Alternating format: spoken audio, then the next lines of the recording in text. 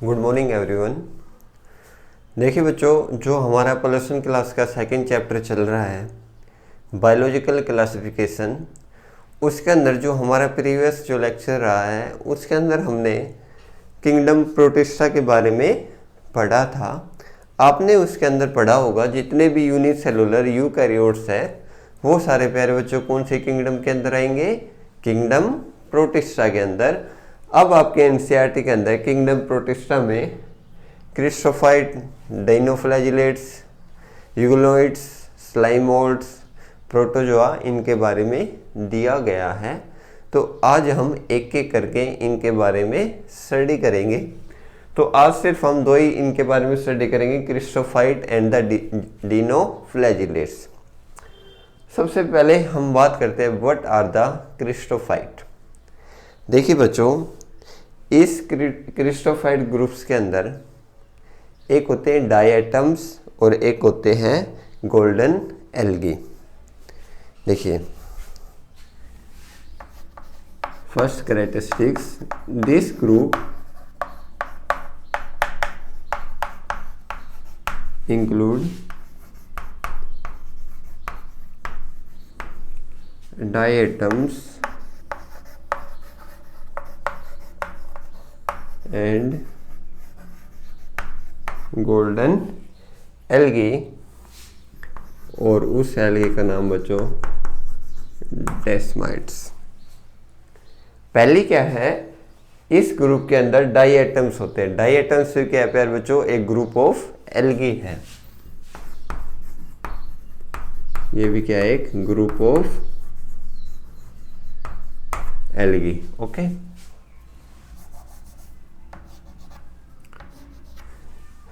अब क्या होगा, ये फ्रेश वाटर और मैराइन वाटर का जो इन्वायरमेंट होता है उसके अंदर आपको क्रिस्टोफाइट देखने को मिलेंगे। कौन कौन से? Fresh water as well as the marine water environment found in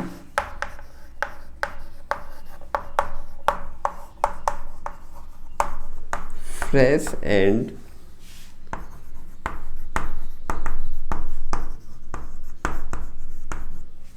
marine water environment. देखिए बच्चों, अगर आप इनको पॉइंट से याद करेंगे तो आपको इजीली याद होंगे, लेकिन एनसीईआरटी के अंदर एक पूरा पैराग्राफ दिया गया है तो आप वहाँ से भी पढ़िए, यहाँ से भी आप देखिए। तो मेरा मानना है कि अगर आप पॉइंट से पढ़ेंगे तो आप इनको इजीली याद कर पाएंगे।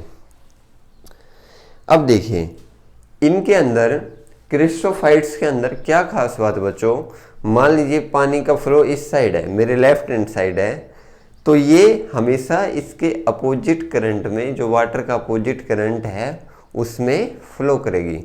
मान लीजिए वाटर इस साइड बह रहा है, फ्लोट कर रहा है, तो ये इस साइड फ्लोट करेगी। मतलब अपोजिट डायरेक्शन के अंदर क्रिस्टोफाइट फ्लोट करती है, या float oppositely in the float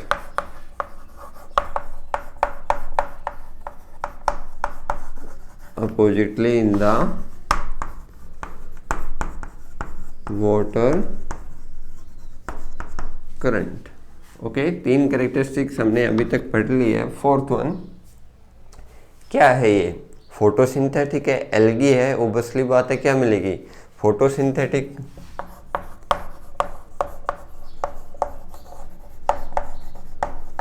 photosynthetic, after that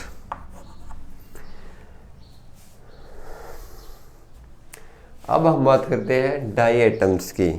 तो diatoms cell wall form the two thin overlapping cell.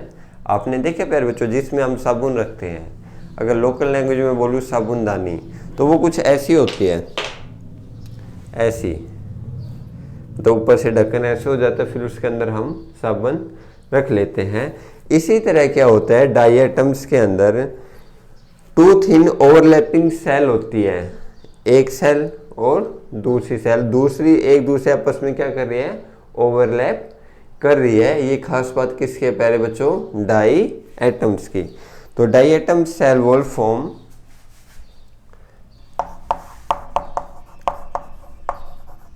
Diatoms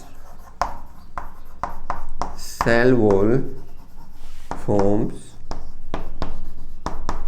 too thin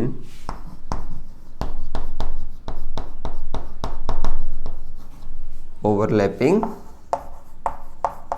cell। हो गया। अब क्या होगा, इनके सेल वॉल के अंदर क्या प्रेजेंट होता है प्यारे बच्चों, सिलिका प्रेजेंट होता है, जिसकी वजह से ये इंडस्ट्रीबल है, मतलब नष्ट हम इनको नहीं कर सकते।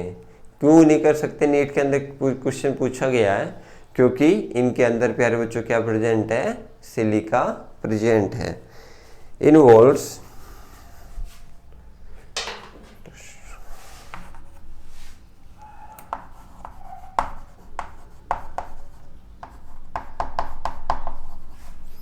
Silica is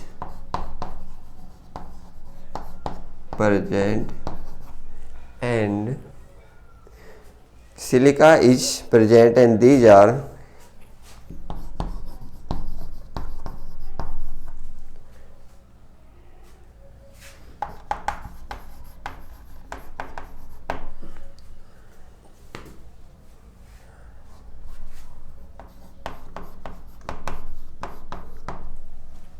okay.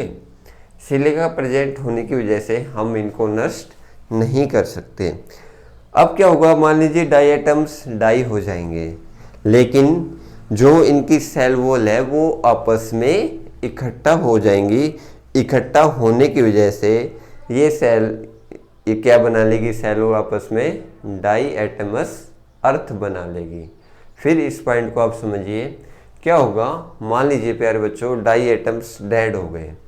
डेड होने की वजह से इनकी सेल वॉल है उसके अंदर क्या प्रेजेंट है, सिलिका प्रेजेंट है। सिलिका डेड होगा नहीं, तो इनकी जो सेल वॉल है वो सारी आपस में इकट्ठा हो जाएंगी, जिसकी वजह से वो क्या बनाएगी, डाई एटमियस अर्थ बना लेगी। आया समझ में।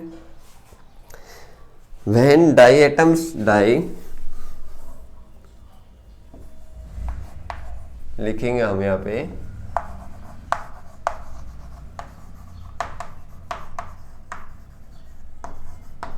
when diatoms die they left large amount of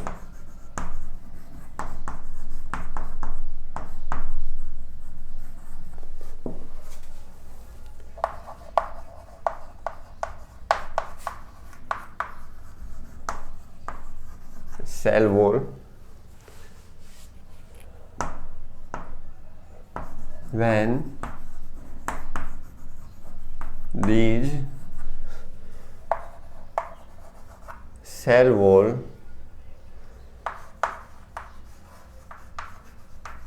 together makes a diatomeous earth। Okay बच्चों, अब क्या होगा, diatoms are the chief producer in the ocean.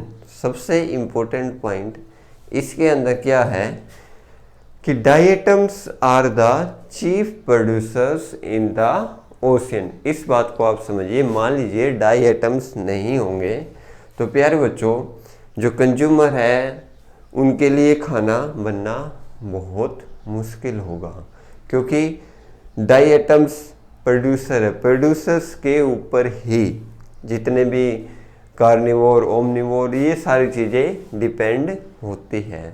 तो diatoms is the producer of the ocean.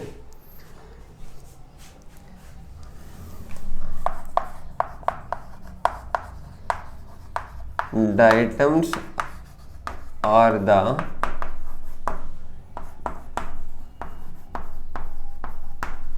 Chief producer of the ocean. ये था बच्चों किसके बारे में, क्रिस्टोफाइट्स के बारे में। अब जो हमारा नेक्स्ट टॉपिक है डिनोफ्लैजिलेट्स, इसके बारे में स्टडी करते हैं। ये क्या थी प्यारे बच्चों, फ्रेश और मैराइन वाटर के अंदर मिलती थी, लेकिन dinoflagellates always present in the marine water.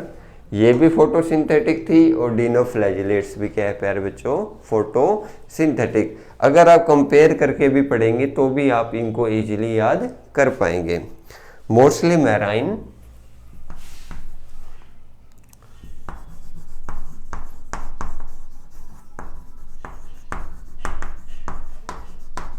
And photosynthetic. Okay, next point. अब इनका कलर क्या क्या हो सकता है, yellow, green, brown and the blue. फिर सुनिए, येलो, ग्रीन, ब्राउन और ब्लू। ये कलर प्यारे बच्चों किस चीज के ऊपर डिपेंड करेगा, ये डिपेंड करेगा कि उनकी बॉडी के अंदर कौन सा कलर पिगमेंट है। ठीक है, फिर बोल रहा हूं इनका कलर कैसे हो सकता है, brown, yellow, green and the blue. अब depending upon the which type of pigment is present in their body, colour can B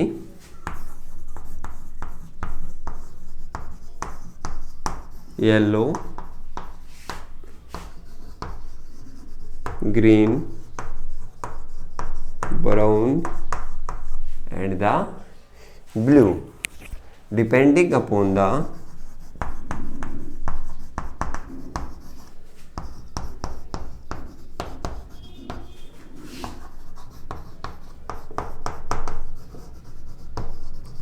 color pigment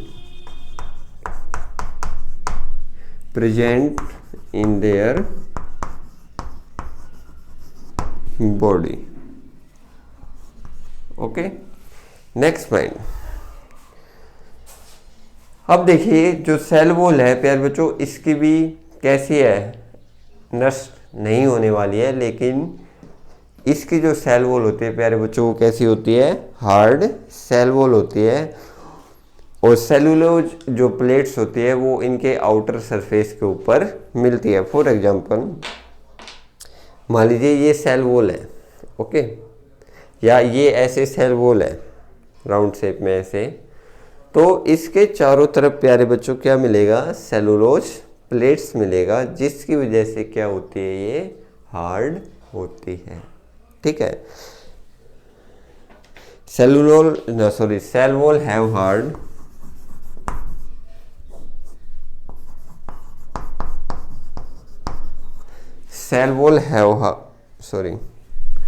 cell wall have hard cellulose plate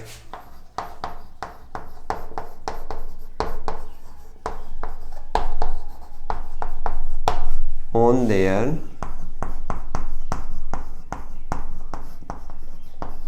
outer surface। देखिए अब क्या होगा, मान लीजिए डिनोफ्लैजिलेट्स है, algae है, float करेगी वाटर के अंदर। फ्लोट करने के लिए मैंने आपको बताया था प्यारे बच्चों, इनके अंदर क्या प्रेजेंट होना चाहिए, फ्लैजिला या सीलिया। अब क्या होगा, इसके अंदर दो टाइप के फ्लैजिला आपको देखने को मिलेंगे। मान लीजिए ये एक प्लेट है, सेल वॉल है, इसके दोनों तरफ क्या है, प्लेट है। तो जो इनमें एक फ्लैजिला आपको देखने को मिलेगा इन दोनों प्लेट्स के बीच में, मतलब यहाँ पे, और एक दूसरा फ्लैजिला आपको देखने को मिलेगा ट्रांसवर्स, मतलब ऐसे या ऐसे। आगे आपको समझ में, दो फ्लैजिला होंगे, एक इन दोनों प्लेट्स के बीच में देखने को मिलेगा और एक दूसरा फ्लैजिला आपको ट्रांसवर्स या जो दूसरा फ्लैजिला आपको देखने को मिलेगा वो लॉन्गिट्यूडनली देखने को मिलेगा। ओके, एक इन दोनों के बीच में और एक लॉन्गिट्यूडनली। तो mostly have two flagella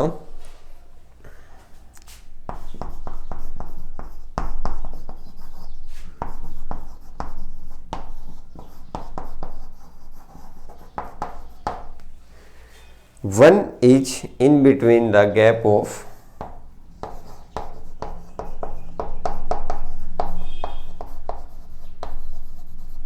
in between the gap of two plates and other lies longitudinally.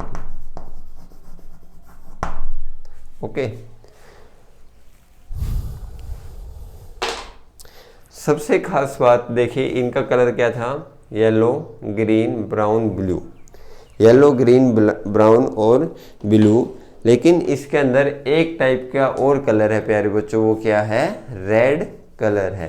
Red colour की डिनोफ्लैजिलेट्स प्यारे बच्चों सबसे ज़्यादा रैपिड मल्टीप्लिकेशन करती है, जिसकी वजह से क्या है, मान लीजिए समुद्र के अंदर है, बहुत ज़्यादा मल्टीप्लाई कर ली, बहुत ज़्यादा इनकी नंबरिंग बढ़ गई, उसकी वजह से क्या है, जिस जगह के ऊपर ये होगी वहाँ का सी कलर आपको कैसा देखने को मिलेगा, रेड कलर का आपको सी कलर देखने को मिलेगा। और ये क्या होगा प्यारे बच्चों, जब ये नंबरिंग बढ़ाएगी तो बहुत ज़्यादा टॉक्सिक मटेरियल रिलीज करेगी और उस टॉक्सिक मटेरियल की वजह से कुछ मैराइन्स एनिमल क्या हो जाते हैं, डेड हो जाते हैं। For example fish. मैं इस बात को फिर रिपीट कर रहा हूँ कि डिनोफ्लैजिलेट्स एक रेड कलर की होती है और ये प्यारे बच्चों सबसे ज़्यादा रैपिड मल्टीप्लिकेशन करती है। जिस जगह के ऊपर ये रैपिड मल्टीप्लिकेशन करेगी वहाँ का एरिया प्यारे बच्चों कैसा हो जाएगा, रेड हो जाएगा, और जो ओशियन है वो कैसा दिखेगा, रेड ओशियन दिखेगा। जब ये मल्टीप्लिकेशन करती है तो उस टाइम ये टॉक्सिक मटेरियल रिलीज करती है, जिसकी वजह से जो मैराइन्स एनिमल है वो डेड हो जाते हैं। For example the fish. ठीक है, तो हम लिख लेंगे इस बात को, red डिनोफ्लैजिलेट्स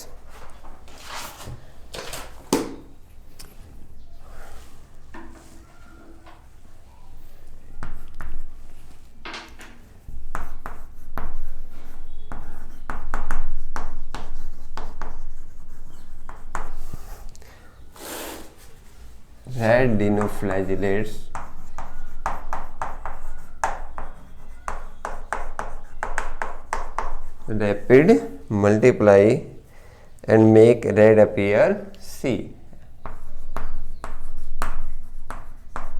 and make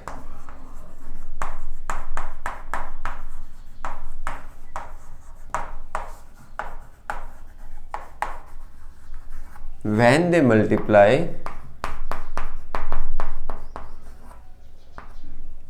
they release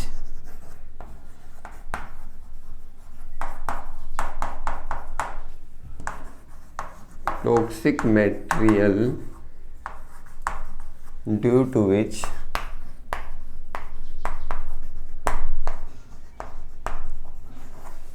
many